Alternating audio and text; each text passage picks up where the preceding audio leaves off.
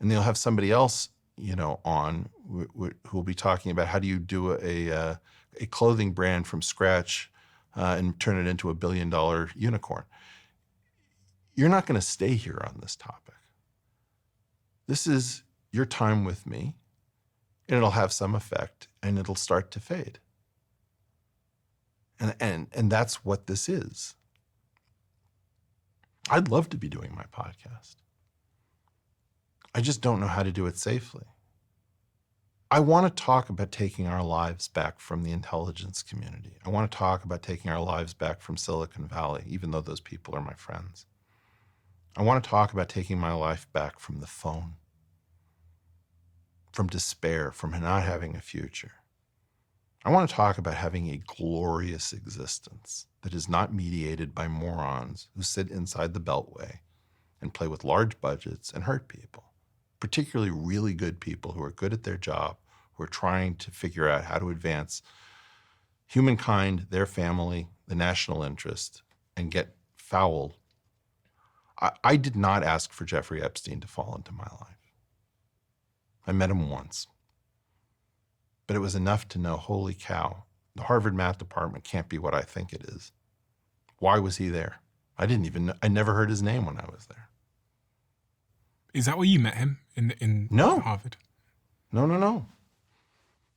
I think very powerful people at JP Morgan told me I needed to meet him. He didn't want to talk about finance. He wanted to talk about science. You can't do your podcast safely. Do you My think employer was a special informant to the FBI. He's like one of my closest friends. I'm not going to say who it is. your employer? Yeah, and one of my closest friends. I live under a periscope. Proctoscope is really what I meant. But yeah, I want to do physics, man. I'm really, really good at it, And if we have an idea that we shouldn't do physics in public, I would like to have a call from somebody inside. Hey, Eric, we need you to come in. Okay, great. What's up? But I didn't use your resources. I didn't use your grants. Nobody ever informed me. My God, nobody ever informed me about restricted data. How many people on Earth know that there's a doctrine that says physicists don't have free speech? We can execute you for doing your job. It's never been tested in the courts, and I hope that the Supreme Court will not allow that.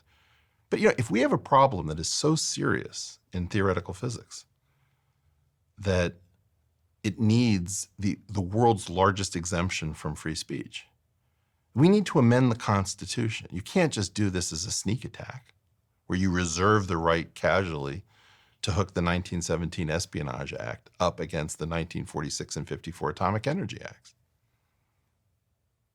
I've canvassed my physics colleagues.